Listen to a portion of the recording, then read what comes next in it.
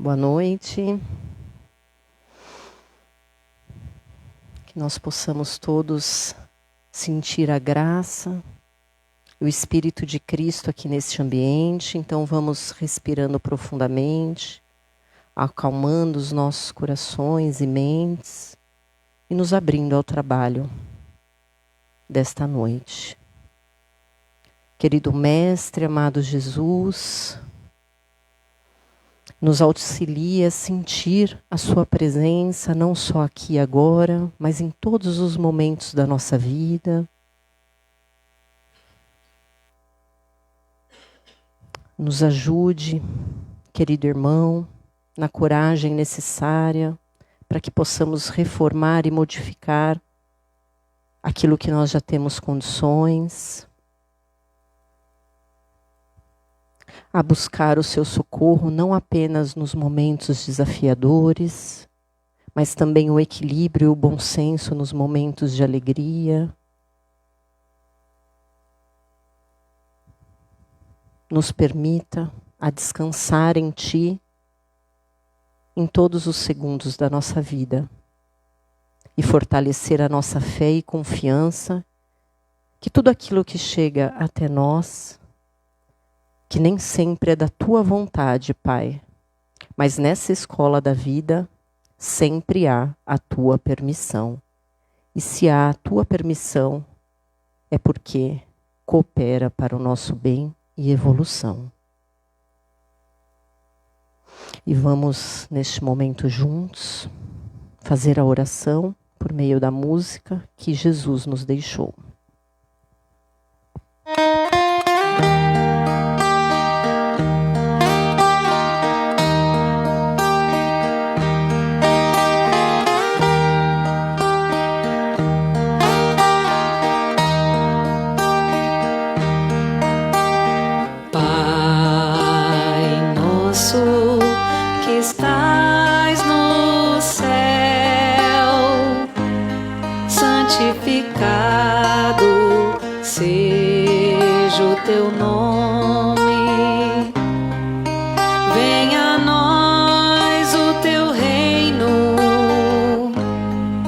Seja feita a tua vontade,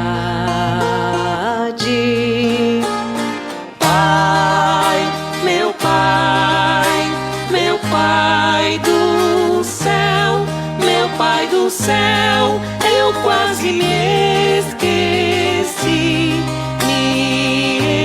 esqueci que o teu amor vela por mim. Vela por mim, que seja feito assim.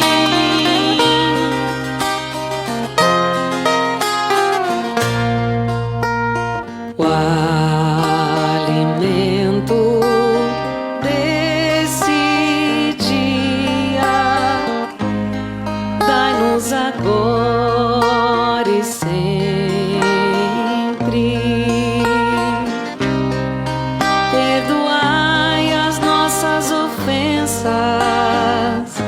De um modo maior, com que perdoamos. Pai, meu Pai, meu Pai do céu, meu Pai do céu, eu quase me esqueci que o teu amor vela por mim, que seja feito assim.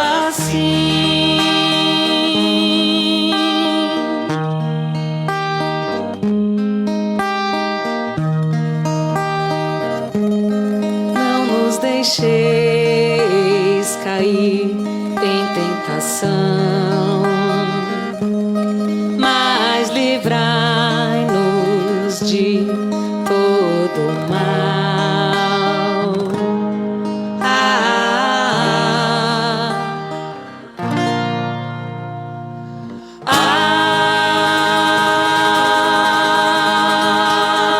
Amém.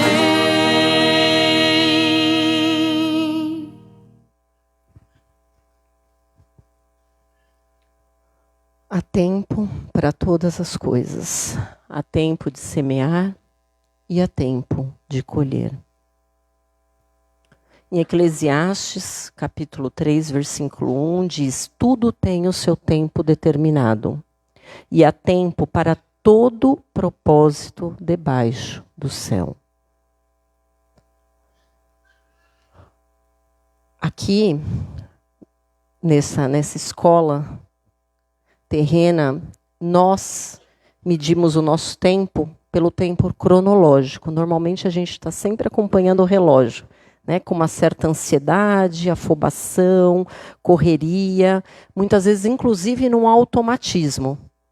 Quantas vezes a gente acorda correndo, com barulho do despertador, já tropeçando, às vezes não consegue nem parar para observar quais foram os sonhos que o nosso psiquismo nos revelou à noite, porque os sonhos são presentes. Nada que a gente vivencia é o acaso. Tudo existe uma perfeição de Deus. E o conteúdo dos nossos sonhos vem revelar muito daquilo que está no conteúdo inconsciente, que na correria a gente não consegue nem perceber. E nesta correria, às vezes a gente nem percebe se tomou a medicação, se não tomou, como é que a gente fez o café da manhã, a gente não observa nem o nosso corpo. Às vezes a gente fala, nossa, né, do nada eu descobri uma doença. Não foi do nada. Às vezes anos já vinha uma dor de cabeça, já vinha desregulando a pressão, já vinha um incômodo, né, em algum lugar do corpo, mas que a gente, como era suportável, a gente foi deixando. Amanhã eu vejo, amanhã eu olho, não há de ser nada. E a gente vai descuidando, né, dos nossos relacionamentos. Então hoje fica uma rusga. Deixa para lá isso, não vou perder meu tempo conversando, amanhã é outra coisa. Quando vai ver, a gente, ao invés de criar pontes, nós criamos muros e não sabemos mais fazer o caminho de volta. Diferentemente do tempo que a gente chama de Kairos, que é o tempo espiritual, é o tempo de Deus.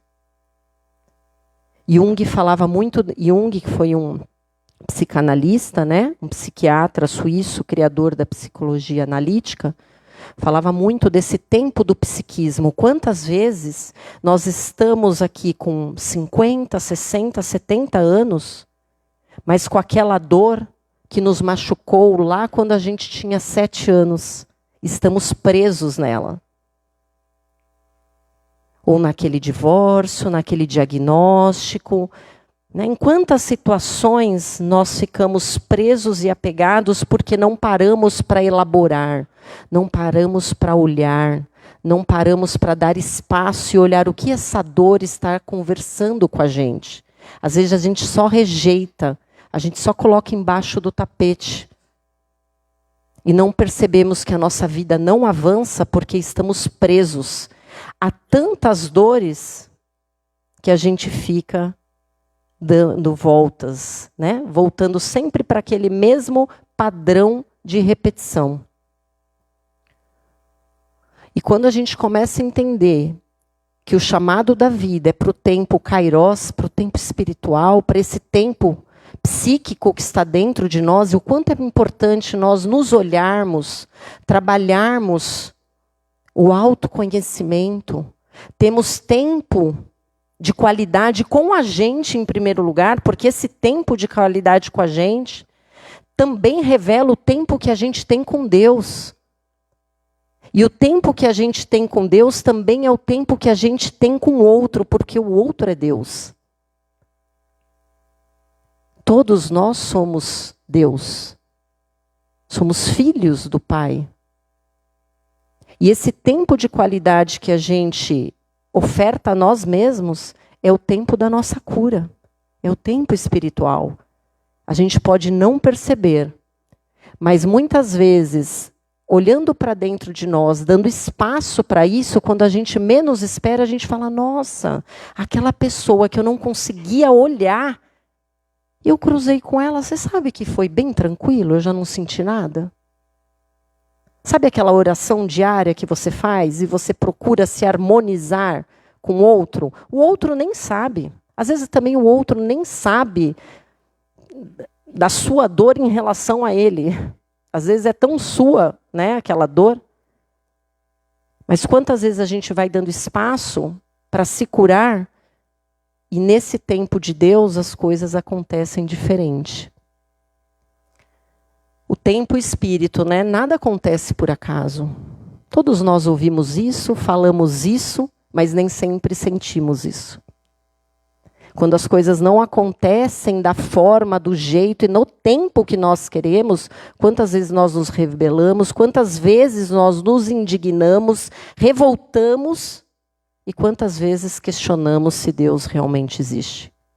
Se esse Deus realmente é justo e misericordioso na sua plenitude. Porque na infinidade da vida, como nós esquecemos das nossas outras reencarnações, e aqui, gente, eu vou me limitar, vou imaginar que todos acreditam na reencarnação à luz do Espiritismo, tá bom? Então, é claro, a gente vem com esse acréscimo de misericórdia do Pai, que é o esquecimento. E esse esquecimento vem para cooperar para que a gente possa aqui nesta escola reparar aqueles erros, aquelas quedas do passado, que provavelmente se a gente lembrasse, seria ainda mais dificultoso para nós. Feriria ainda mais o nosso orgulho e os nossos caprichos e vaidades. Então, embora a gente saiba que nada é por acaso, quando chega a falência, quando chega o diagnóstico de doença, quando chega o divórcio, quando chega, né, a notícia de que o filho está nas drogas, nem sempre a gente lembra que a vida é uma grande teia e que nós cooperamos para que estejamos vivendo o que hoje nós estamos vivendo. E eu abri hoje o Evangelho dizendo, Senhor, ainda que não seja feita a tua vontade, porque Deus não quer que a gente sofra. Não é Deus que nos manda o mal, não é Deus que nos manda uma doença, não é Deus que nos manda as dores e os sofrimentos, não é Deus. Só que Ele permite porque Ele nos concede uma grande dádiva, que é o livre-arbítrio. Então, é muito fácil fazer escolhas. Nem sempre. Mas a gente só percebe os efeitos das nossas escolhas quando chega a hora da colheita. Quando chegam as consequências. E elas nem sempre são imediatas. Às vezes hoje é a colheita de um ontem que nós nem imaginamos. Que nem é nesta reencarnação. Então a gente precisa realmente desenvolver essa fé e essa confiança que se Deus permitiu que chegue até nós, primeiro é porque nós já temos condições de vivenciar aquela experiência e sairmos vitoriosos, não vitoriosos na terra, aos olhos dos homens, mas vitoriosos aos olhos de Deus. E o que é a vitória aos olhos de Deus? É desenvolver virtudes morais. É desenvolver a resiliência, a paciência, a tolerância, a humildade. Então, quando a gente passa os desafios, não é para nos machucar. Pelo contrário, é para nos lapidar e para que nós possamos evoluir. Então, o tempo, veja que se a gente pegar os metais, eles precisam do fogo para se lapidar. Se nós pegarmos as borboletas, elas precisam do casulo. Não é assim? Um feto, ele precisa de 9 meses de gestação. Ele tem um tempo para que aconteça. A gente não planta a semente hoje, amanhã já está uma árvore frondosa dando frutos. Tem árvores que levam décadas para dar o primeiro fruto. É assim ou não é? E quantas vezes nós queremos as coisas para ontem? Então a gente começa a cuidar da saúde hoje. Daqui um mês, se não deu resultado, não vale a pena. Deus me livre, isso dá muito trabalho. Vejam as estações. O outono e o inverno não são estações favoráveis à natureza. São estações mais duras que é necessário deixar as folhas irem embora. Vem o inverno rigoroso. Quantos animais, se não foram precavidos, né? Tem tempos desafiadores agora. Então vejam que para toda a natureza há tempo para todas as coisas. E a gente precisa aprender a suportar os processos. Nem sempre a gente quer viver, né, com sacrifícios, sagrados ofícios. Nenhum de nós somos missionários aqui. Mas no sagrado ofício de nos lapidar por meio da lei do esforço e da lei do trabalho. Então Deus age sempre no invisível. Enquanto a gente dorme, Deus está agindo na nossa vida. Enquanto a gente dorme, a gente não precisa pensar. Ninguém está pensando aqui que precisa respirar, né, que precisa fazer isso, fazer aquilo. Tudo está acontecendo com muita sabedoria. E a semeadura sempre vem antes da colheita. É necessário que a gente se lembre disso. Que as coisas não virão de forma milagrosa, como a gente gostaria. É necessário esforço e dedicação individual. E o mérito vem de acordo com o esforço. A lenda da fênix, né, acredito que todas conheçam a fênix. A lenda diz que ela vive de 500 a 1000 anos. Quando ela sente que está perto da morte, ela mesma faz o ninho dela com ervas aromáticas e ela coloca fogo e ela se queima. Ela se sujeita ao processo de morrer para que das cinzas renasça uma nova fênix. E o que simbolicamente a fênix quer nos dizer? O quanto é necessário que o homem e a mulher velha morram para dar espaço para o novo, para essa renovação. Paulo de Tarso, também extremamente marcante pela sua transformação. Então, Saulo, que vem de uma família extremamente rica, aprende com Gamaliel ali, que era, né, com 12 anos, Saulo era um prodígio, doutor da lei, tinha um cargo de destaque, o maior perseguidor dos cristãos, quando está a caminho de Damasco, encontra com Cristo, e ali ele recebe um chamado de Cristo. E sabe qual a diferença de Saulo? Na verdade, de Paulo, porque Saulo, acho que todos nós conseguimos nos encontrar no homem caprichoso, orgulhoso, que queria que tudo acontecesse no tempo dele, que achava que só as verdades dele eram as corretas, colérico, irritadiço, apressado, impulsivo. Mas o que o transforma em Paulo não foi o chamado de Cristo, porque Cristo nos chama o tempo todo. Cristo está chamando cada um de nós individualmente agora. Mas foi a renúncia de Saulo a Saulo e a transformação em Paulo que nos difere dele. Não foram as facilidades, porque Paulo, a partir do encontro com Cristo, fica 3 anos no deserto, depois 10 anos ali, sem holofote nenhum, em Tarso, na forja que é o tempo. Porque assim como o fogo transforma o metal, o casulo transforma a abelha, a borboleta, as estações transformam a natureza, o tempo é a nossa forja. Nós precisamos do tempo e por isso as reencarnações. O tempo é o nosso fogo.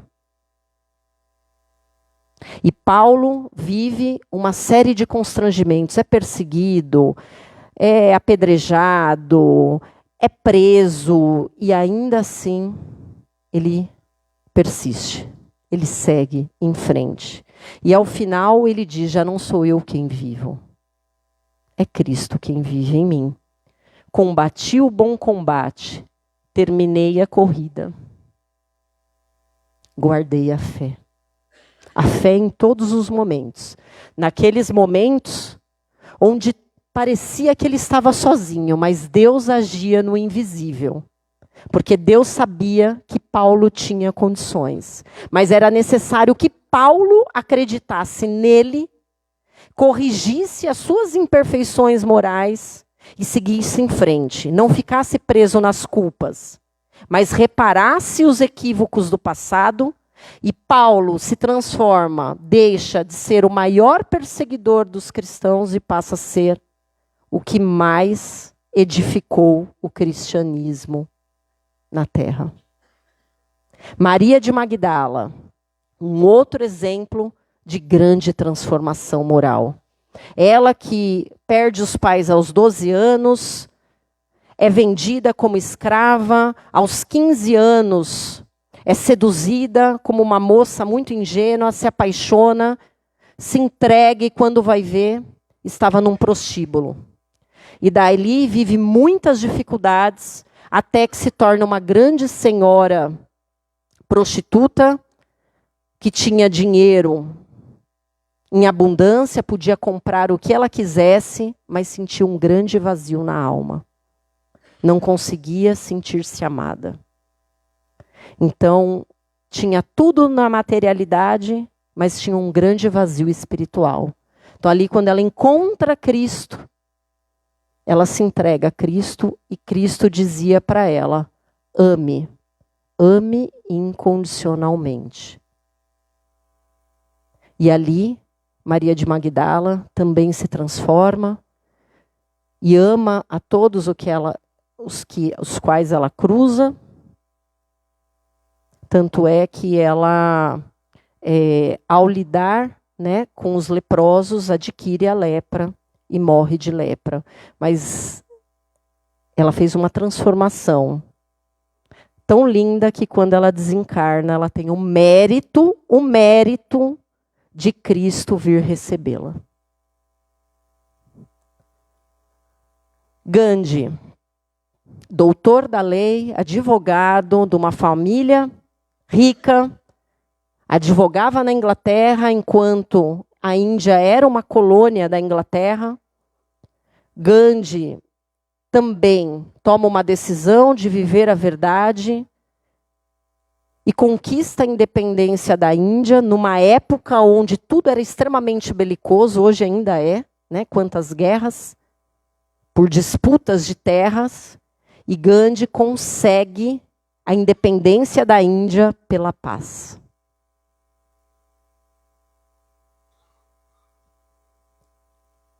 Mandela se inspirava muito em Gandhi também, todas essas figuras sempre também cristãs. Mandela foi um dos que lutou muito pelo apartheid, né, na África do Sul. E ali ele é preso e fica 27 anos preso. Quando é libertado, é eleito o primeiro presidente negro da África do Sul e faz um mandato de reconciliação. Tanto é que ganhou o Prêmio Nobel da Paz. E por que eu quis trazer todas essas figuras? Porque todos eles vivenciaram os processos. Eles não desistiram nos primeiros desafios. Eles não se revoltaram quando foram apedrejados, quando foram presos, quando foram insultados, quando não foram compreendidos. Eles poderiam dizer, meu Deus, eu estou aqui levando o nome de Jesus, eu estou aqui lutando pela paz, eu estou aqui buscando, né, edificar a igreja, eu estou aqui. Para que eu estou fazendo tudo isso? Sofrendo? Não. Nenhum momento eles desistiram. Em nenhum momento eles desanimaram, eles guardaram a fé, como disse Paulo, até o fim. Eles mantiveram esperança acesa, essa chama no coração, essa confiança que não importam quais sejam as adversidades. Se nós guardarmos as nossas intenções mais valorosas, Cristo está conosco. Na verdade, Cristo está conosco em todos os momentos. Somos nós que nos afastamos dele, quando deixamos que o nosso egoísmo e que o nosso orgulho impere sobre o amor. Porque todos nós estamos aqui para crescer no amor. Tanto se fala em propósito hoje em dia, né? Tanta gente falando, mas eu não sei o meu propósito. Primeiro que a vida é movimento, a vida é dinâmica. Quando a gente começa a entender que tudo são processos, imagine se Paulo, Maria de Magdala, Gandhi e Mandela ficassem presos, qual o propósito? Eles foram vivenciando o que a vida revelava para eles. E vejam que tudo o que eles aprenderam não foi perdido. Maria de Magdala, que viveu ali, né, uma vida desregrada sexualmente, foi convidada a amar. Não um amor sensual, mas um amor cristão. Um amor sublime. Um amor que vê além do físico. Paulo de Tarso, com a sua inteligência e o seu brilhantismo, foi convidado a usar o brilhantismo a favor do Cristo e não contra. Então, cada um, né? Gandhi, que foi advogado, que tinha o dom da oratória, foi convidado a lutar pela paz, pela independência de um país. Usar a serviço do amor e do bem maior os atributos que foi desenvolvendo ao longo da vida.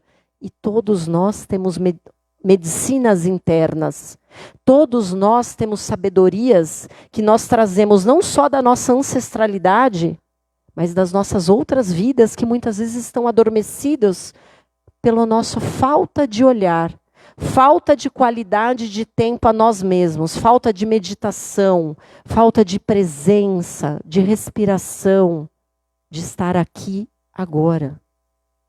De viver o tempo kairos, o tempo espiritual, sair do cronológico, eu estou aqui, mas daqui a pouco eu tenho que ir para casa, tenho que fazer isso, e às vezes a gente nem está aqui. Então, quanto é importante a gente entender que a vida é de processos, que cuidar da minha saúde é um compromisso que eu assumi com o Pai quando eu vim e recebi este corpo. E cuidar da saúde, sim, é se alimentar de forma saudável. Nós não estamos falando de forma cara, de forma saudável. Mas é chato comer coisa que não é muito gostosa. É. Sagrado ofício. Eu quero encontrar novas saídas para a minha vida. Estudar, edificar, boas leituras, boas palestras. Mas a rede social é muito mais atrativa. As conversas, as maledicências, a fofoca da vida do outro é muito mais gostosa, sem dúvida. Só que é o sagrado ofício que nos leva a crescer. Mas eu quero ter uma melhor condição financeira. Então, muitas vezes, vou ter que economizar, vou ter que abrir mão daquelas satisfações imediatas para que lá no futuro eu possa ter aquela reserva. E não ir lá para o joguinho que é mais fácil e tentando nas facilidades encontrar recursos porque eu não quero fazer a minha parte. Eu não quero usar da lei do esforço e do trabalho. Eu quero o fácil, eu quero o rápido. E muitas vezes não vejo que sou eu que crio os meus próprios dissabores. Então, o esperar não é uma inércia. É confiança. É esperar agindo. É esperar entregando o meu melhor em todos os momentos. Na certeza que nós, individualmente, cada um fazendo o seu melhor, Deus sempre vai cooperar. Nós damos o passo e Deus vai colocando o chão, na medida do nosso caminhar. E este movimento é invisível, não sejamos como Tomé.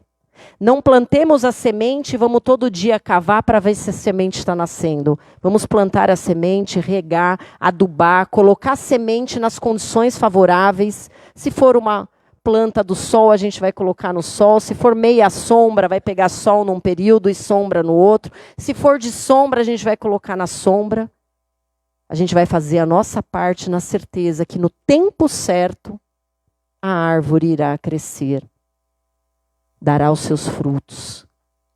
Espere no Senhor, confie nele e ele agirá. Lembremos que o significado da cruz não é sofrimento. Somos nós que nos apegamos às dores morais. A cruz é a libertação.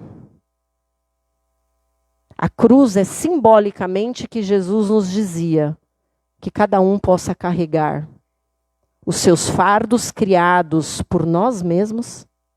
Não foi Deus que colocou o fardo, fomos nós que criamos.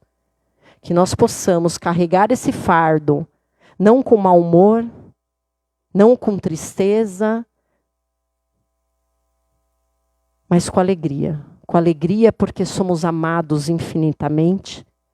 E o Pai sempre nos dá uma nova oportunidade de fazer melhor e fazer diferente. Que a cruz signifique sempre uma renovação. Que não importam quais sejam as adversidades, nós não estamos sozinhos e jamais estaremos. E que são as nossas escolhas de hoje as consequências que nós arcaremos amanhã.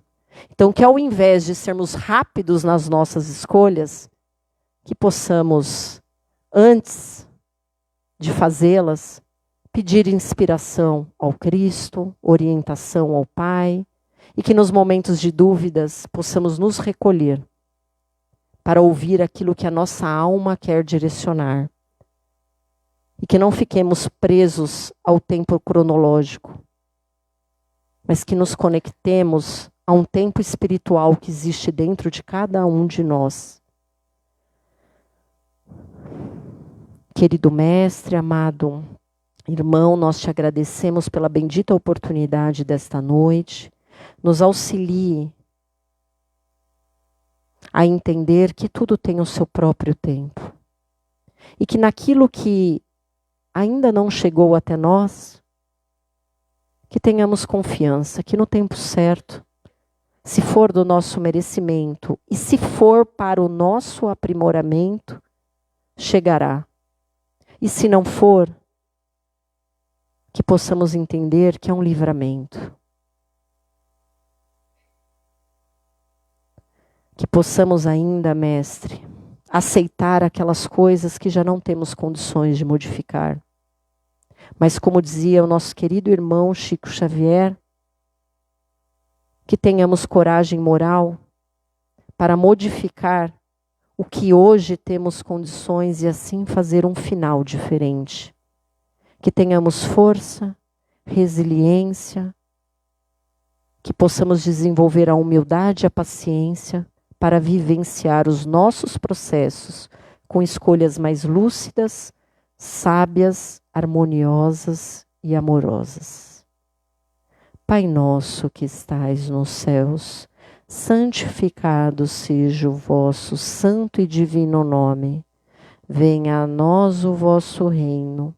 Seja feita a vossa vontade, assim na terra como nos céus. O pão nosso de cada dia nos dai hoje, Senhor. Perdoai as nossas ofensas, na medida em que nós perdoarmos aqueles que nos têm ofendido.